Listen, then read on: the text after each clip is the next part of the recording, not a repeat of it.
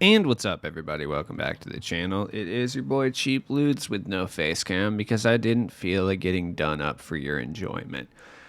Let's gaze forward into the crystal ball and see if we can predict any of the stuff coming to NBA 2K22 My Team in the very near future. So, look, realistically, do I know what's going to be coming? No, I don't. But we got about 11 and a half days until the season ends. So let's look forward to the last week of content and even farther, at least partially into Season 6 itself. So, look, let's start by talking about the stuff that I would highly recommend getting done before the new season even begins.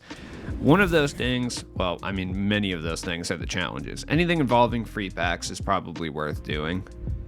Chances are you're just going to get a dynamic ratings like gold or emerald out of the packs, but at the same time, it is what it is. Like, free packs are free packs. I mean, I did pull a Dark Matter Shack out of one time, so it can happen. I'm not saying it's going to, but it can. The one thing I would say, if you have to focus on anything and doing anything first, it's the Rui Hachimura challenge. Like, that's a guaranteed free Hoff badge. It'll probably be like Drop Step or Rise Up or something stupid, but at the same time, doing that in the Power Within finals for the Hoff badge. I think the Hoff badge option pack is actually really good for the Power Within finals. I know for a fact Sniper's in there. I'm pretty sure Clamps is in there. I don't remember what else is in there though. Quick Chain I think is in there as well. So I'd have to take a look at it when I get it next time. On Monday we're getting cards back in the vault and in the TTO drops. I mean, if you're really stoked on either Rafer Alston or Sharif Abdur-Rahim, then yeah, sure. I mean, they're probably going to drop heavier than like Jeremy Grant or Gallinari. I still have yet to run into a Gallinari in the wild. Granted, I haven't been playing this game too much online recently. It's still crazy to me that I haven't really seen anyone who is either playing the game or watching my channel say that they've gotten Gallinari. I'm sure there's going to be a few people that pop up in the comments and be like, oh, I have Gallo, but I swear, like, nobody has any of the offline rewards. It's only a matter of time before we're all playing 700-800 games to get, you know, a god tier Danny Ferry style card out of those. Like, it's going to be rough, man. Tuesday, we're definitely getting super packs of some capacity. There's no way they're not NBA 75 super packs. 2K is, if there's one thing they do consistently, it is milk everything they do for as much money as humanly possible. So it would only make sense for them to do an NBA 75 super pack and strike while the iron is hot, while people still want these rewards. Like, I mean, dude, there's 2 Dolph Shays and 2 Rick Perrys. If you have any of these cards, this is the most you're going to get for them for probably forever. And yes, that even includes the lower tier cards. I would say the only guys that I wouldn't sell would be Pete Maravich, just because he's so useful that he's not worth the like 9K he's going for. You know what I mean? Like, he's a pretty good point guard. Everybody else I would say is worth selling, especially guys like Nate Thunder Thurman, who you can still get 30K for if you have them. Even like Wes Unseld, you can still get like 5K for. None of these 60s guys like lower than Pink Diamond are really going for anything. Bob Pettit, you can still get like 40K for. You should probably sell him, honestly. That hairy person. Bill Sharman is listed at 95.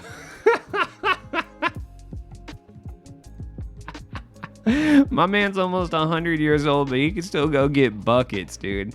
It'd be really cool to see his 95 or his like age 95 player build in the game. That would be fantastic. Just this old man, just with a little hunchback, just hooping. I don't know if that's what he looks like. That's just kind of what I picture a generic 95-year-old to look like. You know what I mean? Either way, it is what it is. If you have Dolph Shays, I highly recommend selling him. Same with Rick Barry, too, especially if you don't plan on locking in. Elgin Baylor would be the other one. If you have Elgin Baylor and you can still get 70-something K for him, you should definitely do that. When it comes to the 80s cards, there's just really none of them that are worth anything outside of Drexler and Magic. Yeah, I really don't think any of these, like, rest of them are really worth selling. I mean, if you want to get rid of them, go for it, but ideally you would have done that prior to the lock-ins coming out. But Drexler's still 100K, and Magic's, there's not even any Magic, so it's pretty much name your price on Magic at this point. Like, if you have them still and you haven't sold, I'm honestly shocked. There's no way there's people out there that exist The only people that would have Magic that haven't sold him are people who aren't playing the game currently right now and just don't know or don't care. For the 90s, if you have Hakeem, definitely want to sell him. Same with Rodman. Rodman's still going above 50K. You should probably get that for him while you have the chance. D-Rob, still going for 100K. This just goes to show you if there's ever a lock-in involved in anything, don't sell any of the cards that you have procured. Like, if there's a lock-in, they will always go up in some capacity, which, you know what? We'll touch on that later. We'll talk about that in a bit. It's interesting. Kobe's still super expensive. I know a lot of people like Kobe, but you should definitely sell Pink Diamond Kobe if you have them. Any of the 2010s, guys, if you have those cards, get rid of them. Like AD and KD for sure, definitely get rid of those guys. No one really cares about Clay anymore, but you can still get over 100K for them. Realistically, especially in the case of Kevin Durant, like, we're going to get a dark matter Kevin Durant very soon. You might as well capitalize on this while you have a chance. Like, there's no possible way 2K goes more than like 3 weeks without giving us a dark matter KD. It's just not possible. You can see them just seething, thinking about doing it already. Now, I do believe, I don't know if it's going to be this week or the week after, but we're definitely getting a Season 6 Super Pack as well. So expect all of these promo cards to drop in price. Dark matter wise, I don't think so.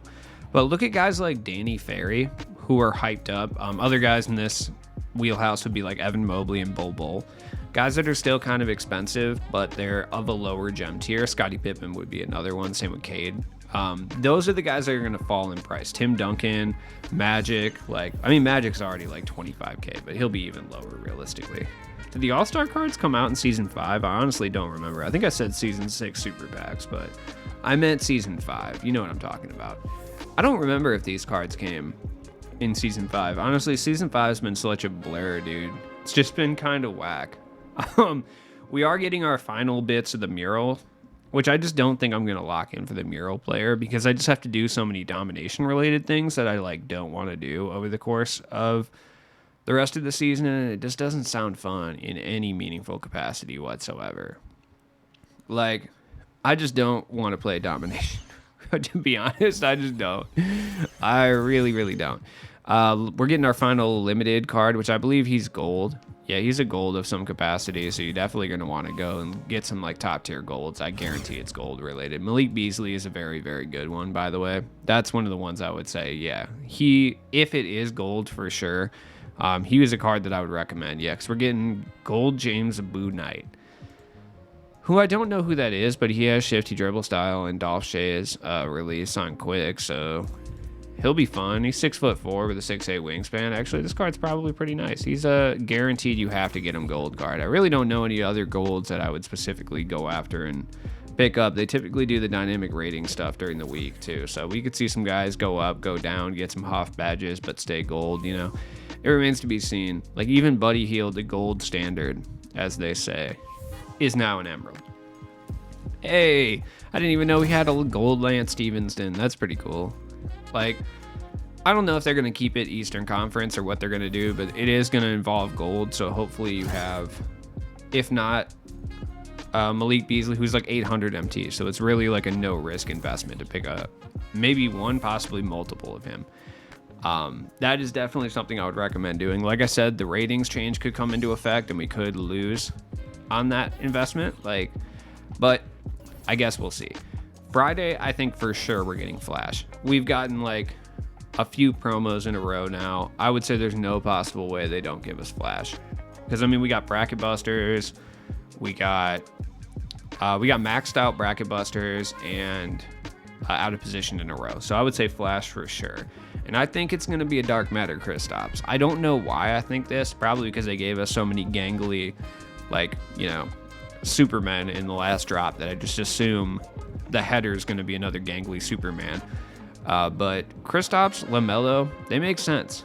Honestly, I could see AK too. Realistically, I could see either of these three lower tier guys from Beast. It's a little too early for juiced up Thon makers, I think. But when it comes to the other guys like AK, Kristaps, or LaMelo, I could see all three of them being the header. I could also see Paul George popping up too. I just feel like there's no way we have to wait that long for a Paul George. Wilt could get a card at some point as well. If it is a Flash set, I would say that we're probably not too far off from seeing another Julius Erving too, by the way. But Bill Russell would be a good guess. Like a glitched Bill Russell that can shoot at the dark matter tier. Maybe he can dribble too. Like, I wouldn't be shocked to see that. That would be horrifying. I don't want to see that.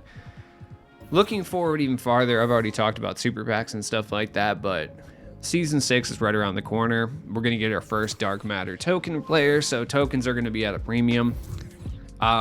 You could be able to sell a lot of these cards at the time for a good amount of MT, but right now you can guaranteed sell them for a lot of MT. Nick Van Exel is going for about 25k. I think John Wall is going for a lot. Pretty much any one of these sets, there's going to have at least 2 players that are going for way too much MT. Willie Cauley-Stein, Lonnie Walker are good examples. Catino Mobley is going for like literally almost 30k, which is absurd. If you have Catino Mobley, he was 3,000 MT when he came out. That's crazy. Mahmoud Abdul-Rauf's going for like 18,000. I think I have one in my auctions, actually. Oh, yeah, okay. Practice what ye preach. If I'm telling you to sell a card, I'm going to go ahead and sell that card as well. Mahmoud Abdul-Rauf, yeah, I don't think anyone was clamoring to hold on to Mahmoud Abdul-Rauf. I don't even think I'm saying his name right, but it doesn't matter. No one was like, man, I got no Ludes is telling me to get rid of this card, but I just can't. He's just too fire. No one was saying that about Mahmoud. It's just not possible. I don't think Mahmoud would have said that about Mahmoud. Jump in the comments below if you remember his real name from college, because I don't, and my dad always says it all the time, and I don't remember what it is, and I really just don't feel like Googling it right now, so just say it in the comments if you remember. We'll see if any of these sell for 17k. They probably won't, but I'm a dreamer. I can dream. I'm going to try to load up on tokens, right? If you have, Jared Sullinger is going for like 14k. That is like 13,000 more than Jared Sullinger should be going for. OJ Mayo's not expensive. I could see him jumping up in price later. Yeah, I could. I don't think he's going to be too expensive. You can price fix these cards very easily because there's not a lot of them. So if you're the price fixing type, you could price fix some of these lower tier cards very easily if you wanted to. You could go pick up all the OJ Mayos in the game and put them at basically whatever price you wanted to do. Be careful not to put it too high, obviously, because then everybody with a spare OJ Mayo will sell theirs and kind of, it'll ruin your fun time. But, put them up for like 15k, you could probably make a quick profit off that. John Havlicek is expensive. There's one for 15k. I'm going to go ahead and just buy that, I think. Yeah, the other one's 78k, so I'm hoping that somebody will see this and just pay it. I'm hoping that's the case. I'm going to put him up. My Dean Wade sold that type. I'm going to go ahead and put him up for like 50k and just kind of hope this works. Is he going to sell? Probably not. This is probably not going to work. But 15k is a good enough price that, even if I sell him for like 20, I'm still going to make MT off of it. So I should probably try to put him up for 70 and see if he sells, but I'm just going to put him up for 50. If I make like, a 35k profit off of this card, I'm going to be stoked. Doesn't matter. I think it'll be like 30k total. So that's fine. Eric Bledsoe, yeah, none of these cards I think are expensive. None of the soaring guys are. And I think that's because Donovan Mitchell is still so expensive. Shout out to Birdman. Like, what's he up to now? I don't know what Birdman's up to. It's probably in Colorado. It's getting blooted.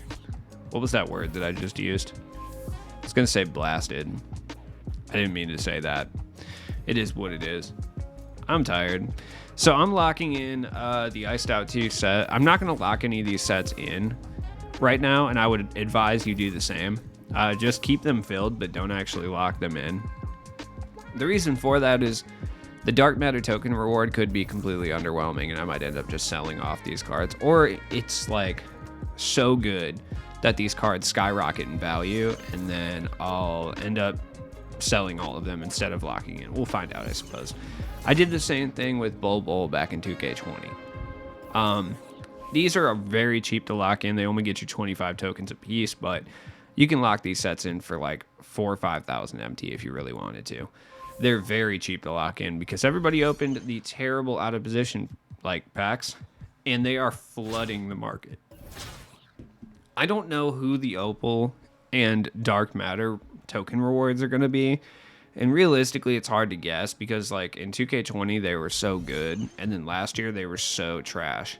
Like, Pete Maravich, Bill Walton, Gervin, and I don't even remember who the other one was. They were horrible last year, like the Dark Matters. So I would expect somewhere in the middle. Possibly they've done a good job. Like both the Opal rewards have been good. So I don't know. I'm cautiously optimistic. I'm hoping it's Moses Malone, but we'll find out. As always, it's been your boy Cheap Loots, and I'll see you guys in the next one. Have a good week. Peace.